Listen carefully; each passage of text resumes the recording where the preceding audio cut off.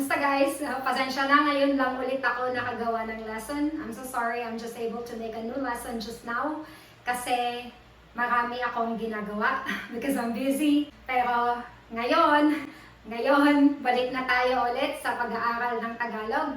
And before we start, bago tayo magsimula, gusto ko lang magpasalamat sa mga sumusunod. I just want to thank the following people for donating to my channel. So, thank you. Salamat kay Andy LRB, kay Joel Pascual, Madeline. Sorry Madeline, hindi ko alam paano i-pronounce ang last name mo. Pero salamat, maraming salamat. Kay Warren Smith, kay Othello Vida, at kay Menashe Yarkani. Pasensya na guys, baka hindi ko nabanggit ng maayos. Maybe I was not able to pronounce your names correctly. Pero from the bottom of my heart, maraming salamat sa pag-donate sa channel ko. So today is going to be a quick lesson about Tagalog accent. When I say accent, I mean this. Kita nyo ba guys? Ayan, accent. Like the tilde in Spanish. Now, you don't have this in English, so let me use Spanish as an example for time being, okay? Trabajo, without an accent, it means, as a noun, it means job, work, and as a phrase, it means I work, okay? But trabajo, with an accent, it means he or she worked in Espanol. You don't have this in English, that's why I'm using Spanish as an example.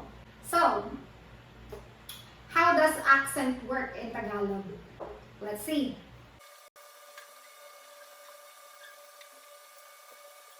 Hopefully, you can read my handwriting. Hindi masyadong maganda ang sulat ko. It's not that pretty, my handwriting. Let's read the first one. Gising, without an accent. Gising. Gising, with an accent. Gising. Gising. Gising. Tulog. Tulog. No accent. Tulog. Tulog. With an accent. Gutom. No accent. Gutom. Gutom. With an accent. Uhaw. Uhaw. Okay guys, so again. Gising. Gising. Tulog. Tulog. Gutom. Gutom. Uhaw. Uhaw. So what's the difference? These are nouns without the accent. The ones with an accent, guys, these are adjectives. And let me just remind you again that in written Tagalog, you cannot see the accent, okay? It's not visual. It's not visible. You can only hear it. I'm just putting the accent here so that you can easily see the difference. So, these are nouns. Gising. If I say, maaga ang gising ko. Maaga ang gising ko. Gising here means my wake-up time. My waking time. Okay? Maaga ang gising ko. My wake-up time is early.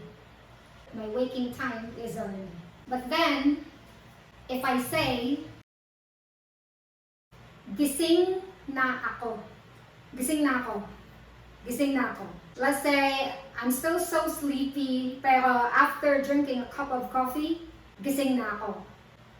I'm awake now. Gising na ako. I'm awake now. So you see, with an accent, this becomes an adjective. Pero without an accent, this is a noun. Now let's go to the second one. Punta na tayo sa pangalawa. Pangalawa, second.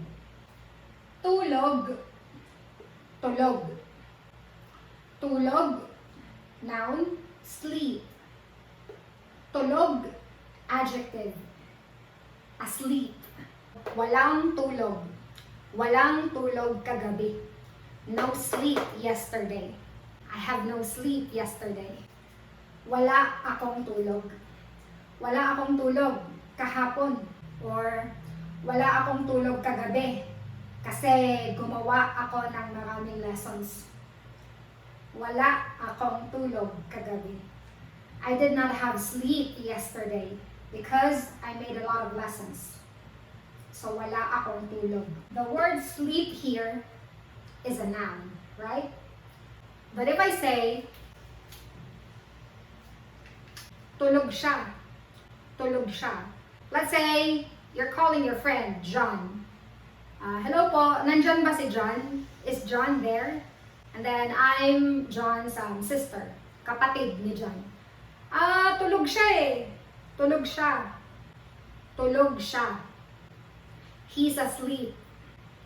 So you see the difference? Walang tulog, no sleep. Tulog siya. Tulog siya. He's asleep. Punta na tayo sa pangatlo. Let's go to the third one. Gutom, hunger.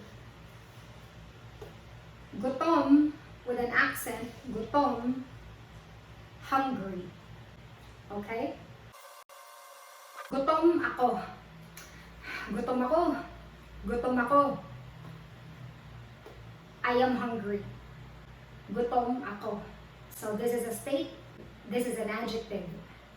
Gutom ako. Gutom ako. I am hungry. Alright? Notice, this got an accent.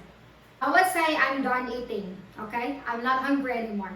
Kanina, grabing gutom ko.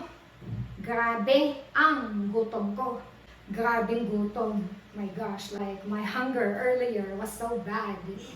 Like I felt like dying already. So, grabing gutom. Gutom ako. Gutom ako. Gising, wake time. Gising. Awake. Tulog, sleep. Tulog, asleep. Gutom, hunger. Gutom, with an accent. Hungry. Last one, uhaw versus uhaw.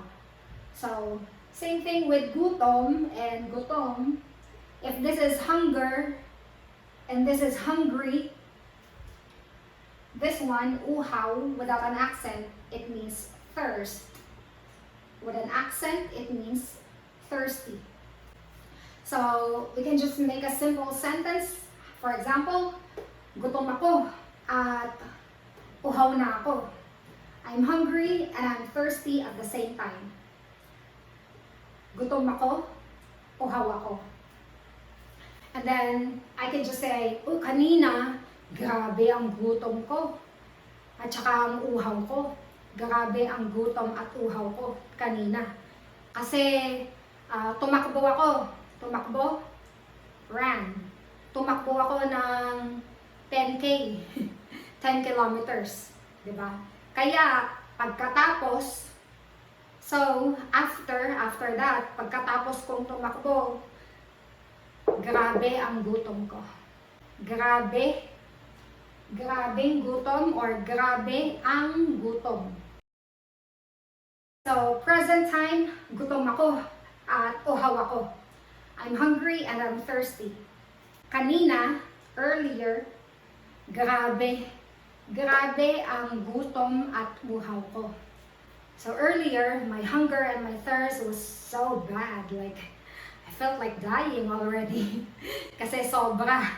Super yung hunger and yung thirst. So guys, these are just a few examples kasi maliit ang board ko. You can just research. Ito lang yung starter nyo guys. Starter kit. Alright, so that's it for today's lesson. Hanggang sa muli. This is Dara from Tutor of Manila. Follow me for more.